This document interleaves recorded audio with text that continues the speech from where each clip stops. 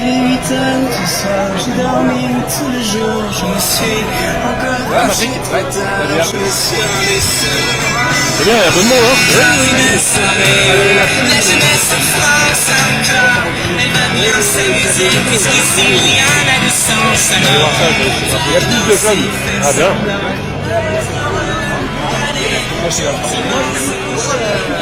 J'étais pas là la semaine dernière.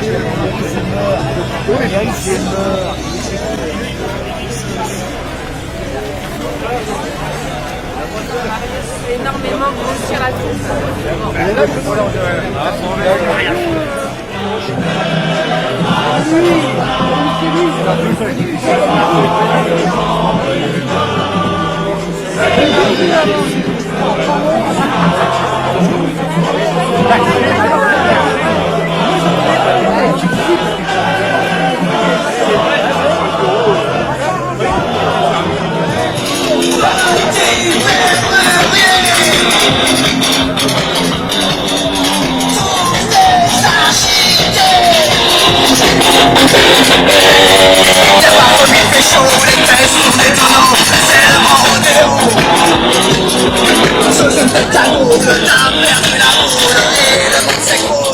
Vous pouvez me rapprocher si c'est que vous entendre.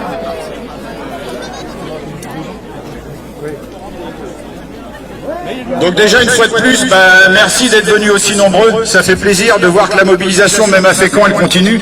A priori, elle est forte encore dans tout le pays depuis ce matin. On annonce 35 000 personnes sur Le Havre. Donc encore une fois, on montre au gouvernement qu'on est déterminé et qu'on lâchera rien. Donc Édouard Philippe a fait ses annonces. Tout d'abord, la valeur du point qui, a priori, sera fixée par les partenaires sociaux, ça fait bien marrer, mais avec l'aval du gouvernement. Donc on se fout un petit peu de notre gueule, surtout que si le point, il est comme pour le point d'indice, la valeur du point d'indice pour les fonctionnaires, voilà, c'est 10 années de gel. Donc effectivement, peut-être qu'il ne baissera pas, mais s'il évolue pas avec le coût de la vie, obligatoirement les retraites baisseront. Alors il nous parle d'un système plus égalitaire pour les femmes, ce qui est totalement faux une fois de plus. L'égalité, mesdames, vous la gagnerez au travail, pas quand vous serez arrivés à la retraite. J'entends par là, c'est que c'est au travail que il faut que vous gagnez avec l'aide de tout le monde, effectivement, pas que c'est pas qu'un combat réservé aux femmes. Même les hommes doivent prendre ce combat à bras le corps. Se battre qu'à travail égal, le salaire soit égal. Permettre aux femmes, effectivement, aussi d'avoir une vraie évolution de carrière, pouvoir occuper les postes à responsabilité. Voilà, c'est pendant le travail qu'on gagne tout ça, c'est pas arrivé à la retraite. Je prends l'exemple des aides à domicile, alors que ce soit les aides à domicile du CCAS, de Junior Senior, ou des autres boîtes, parfois des entreprises, parfois des associations qui les emploient. Comment vous voulez, avec des temps partiels, vous construire une retraite? C'est impossible. Ensuite, il y a l'âge pivot à 64 ans. Alors ils nous ont peut-être tous pris pour des sénateurs. Ils pensent qu'on veut continuer à travailler jusqu'à je sais pas quel âge. Il faut être sérieux. Sur quoi ça repose cette façon Sur quoi repose cette façon de penser? Pourquoi? Parce qu'on vivrait plus vieux, on devrait travailler plus longtemps. C'est ça le seul avenir que nous promet le capitalisme. Vivre plus pauvre plus longtemps. Excusez-moi pour le son, on n'est pas des professionnels. Donc Philippe, il a abordé aussi la question des temps partiels, qui occupe une place de plus en plus importante dans le monde du travail et qui ne permet plus aux salariés de se préparer une vraie retraite, ni aux caisses de se remplir. Mais si on se rappelle bien, si on fait un petit effort de mémoire, qui a permis aux patrons d'abuser de ce genre de contrat? Qui a mis la loi sur la flexibilité du travail? Qui a commencé à casser le code du travail en 2008? Qui l'a définitivement achevé en 2016? Les politiques, soi-disant ceux de gauche et droite confondus, ils ont préparé le terrain depuis longtemps, puisqu'ils sont plus aujourd'hui, comme je l'ai dit la dernière fois, que les larbins des lobbies et des actionnaires. Les travailleurs en lutte, quoi qu'on en dise, tiennent bon. Le bras de fer est bel et bien engagé. La preuve, ministre et porte-parole se lâchent. Pour la ministre Borne, les grévistes nuisent au service public. C'est quand même son gouvernement de merde qui a voté une loi pour détruire le statut de la fonction publique l'été dernier. Ndia, il pose une question intéressante. Est-ce que c'est la CGT qui gouverne? Comme quoi, elle n'est pas si bête. Pour ceux qui... Hein. Merci. Je vais faire des one-man show après. Mais non, mais c'est une question intéressante, parce que nous, c'est la question qu'on soulève à chaque fois. Est-ce que c'est pas aux travailleurs qui produisent la richesse d'en contrôler la répartition? Donc j'entends par les travailleurs, commençons déjà par les organisations qui les représentent. Et après, essayons de rendre ce mode de gestion le plus démocratique possible en partant le plus près de la base possible.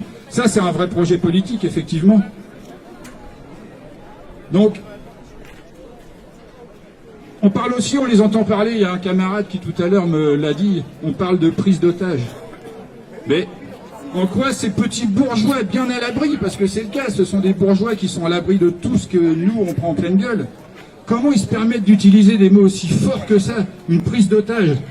Je rappelle quand même que quand il y a des mouvements de grève, des appels à la grève, qu'il y a des blocages sur des entreprises, sur des ronds-points, ce sont quand même des organisations représentatives et démocratiques qui appellent à la grève et aux actions de blocage. N'en déplaise au gouvernement, c'est la loi, c'est un droit constitutionnel. Et question légitimité, Macron, par qui il a été élu? Quand on voit l'abstention, quand on voit ceux qui s'inscrivent même plus sur les listes électorales, il a été élu par une infime minorité. Les partis politiques qui nous imposent leur façon de voir les choses depuis des années, combien ils ont de militants? À la grande époque, le PS et puis l'UMP, les Républicains, ils avaient 120, 150 000 militants. Nous, rien que la CGT, on a 700 000 adhérents, plus de 700 000. Et on n'est pas la seule organisation syndicale. Donc à un moment donné, de qui ils se moquent? C'est qui les plus représentatifs? C'est bien les organisations de travailleurs, pas les partis politiques.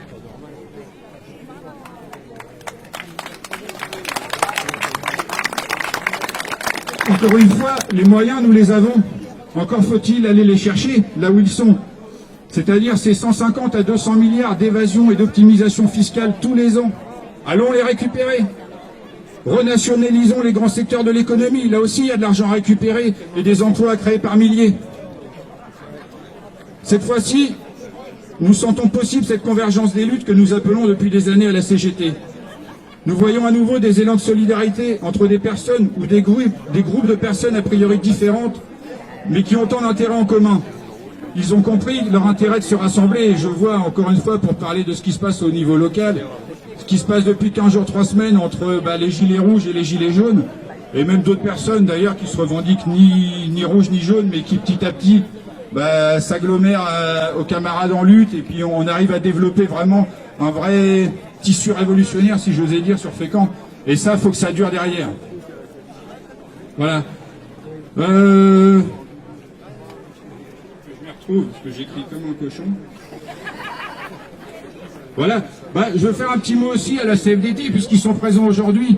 Alors effectivement, ouais, vous enflammez pas quand même.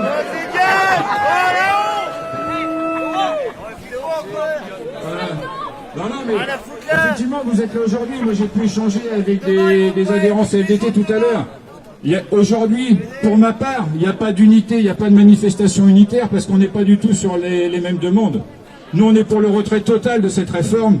Vous, effectivement, si demain, Philippe dit, bon, on reste à 62 ans, quitte à ce que vous n'ayez pas une pension complète à 62 ans, je crains que votre organisation décide de signer. Alors moi, ce que je vous appelle, ceux qui ont envie de rejoindre la lutte, là, je ne vous parle pas d'une question d'étiquette, de ce que va vous dire votre direction. Si par rapport à votre conviction, vous êtes contre ce projet de réforme, eh ben, brûlez votre carte et rejoignez-nous. Maintenant, voilà, je veux pas que les militants qui sont ici le prennent personnellement, c'est à chacun de voir en fonction de la position qu'ils tiendront. Moi, j'espère que la semaine prochaine, même si votre secrétaire général vous appelle à rentrer chez vous, je trouve ça un peu fort de rentrer aujourd'hui dans la lutte et d'appeler dès la semaine prochaine à une trêve. Quand il y a des camarades, ça fait déjà 15 jours, 3 semaines qui sont en grève, qui perdent du fric pour tout le monde, et que Laurent Berger appelle à dès la semaine prochaine faire la trêve. Excusez-moi, voilà.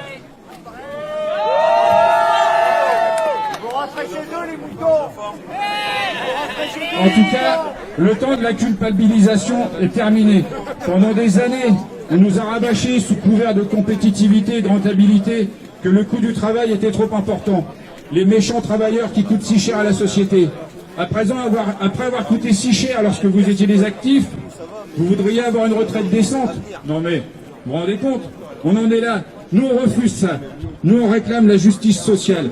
On veut du travail pour tout le monde, des salaires revus à la hausse pour tout le monde, la retraite à 55 ans pour tout le monde, la baisse du temps de travail pour tout le monde.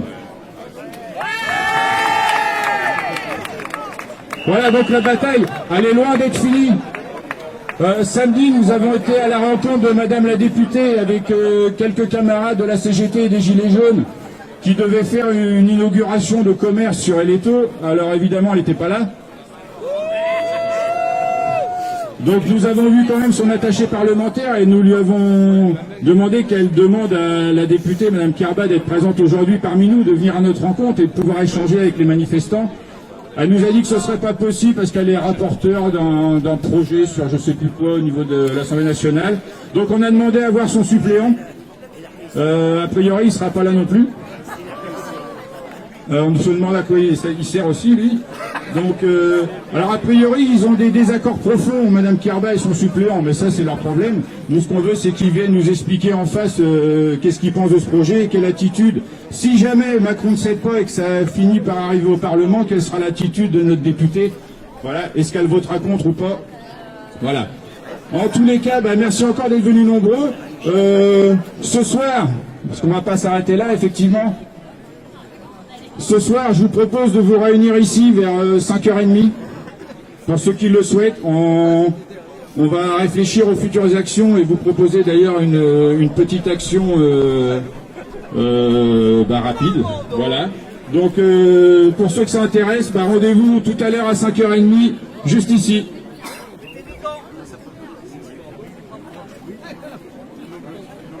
Voilà. Merci beaucoup. Je vous propose d'aller défiler, de faire du bruit. Beaucoup de bruit.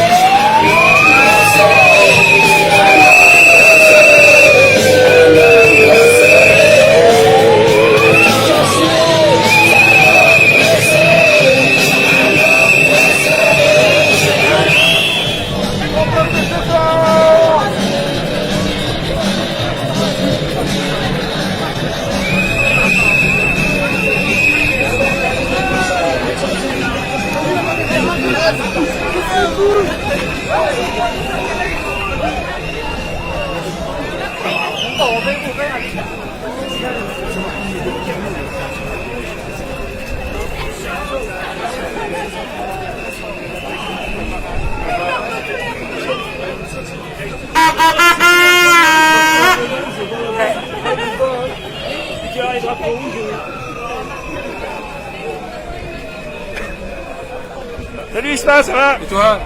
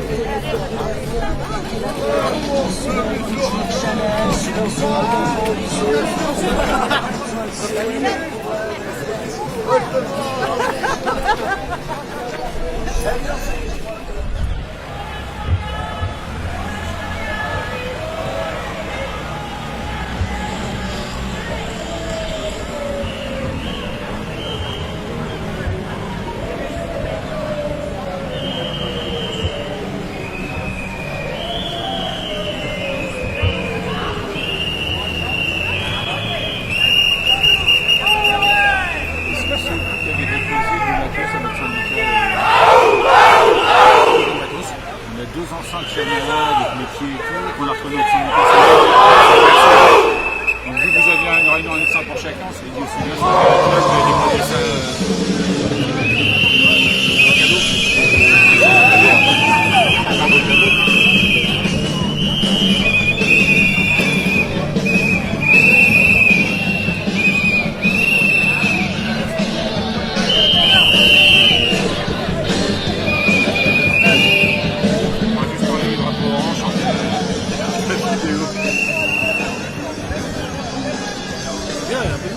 ouais, c'est vrai ce que tu veux dire. J'avais peur.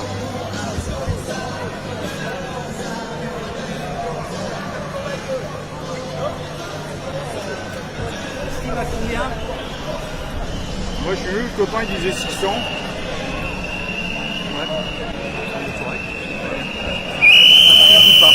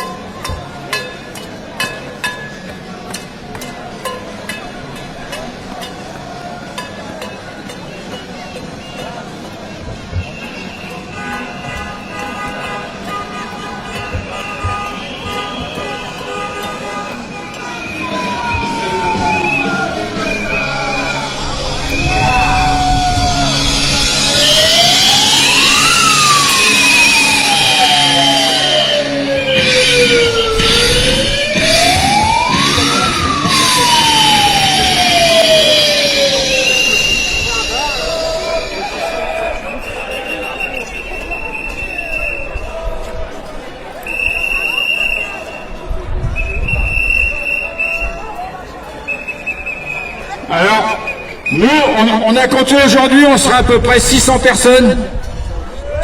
6 à 800 selon Jean-Claude. Et selon la police, on ne sait pas, là, on n'a pas encore demandé. 5000, bon. Ben voilà, c'est très bien.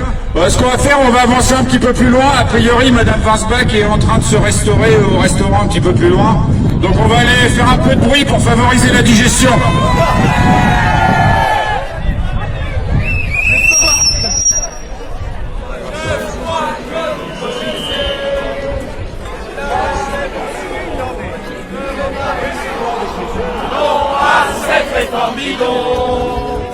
Jean-Michel Blanquer, ministre autoritaire, je crois que vous connaissez la baisse des salaires, situation fonctionnaire, dégage Jean-Michel Blanquer. va pas...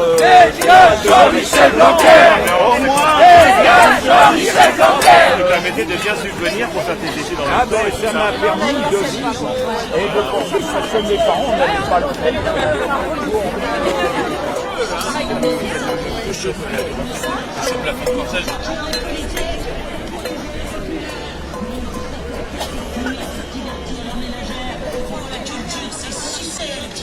C'est pas pour le prix des tomates, c'est pas pour le cœur ouvrier. Des sénateurs assassinés, des sales concerts en charnier. Et t'as qu'à voir un peu les feux d'artifice au 14 juillet. Mais ça va t'envoyer des bombes, ouais, pour flinguer l'ami syrien. Quand y a du pétrole, faut que ça tombe sur les pays pauvres des gamins. Et continue les attentes.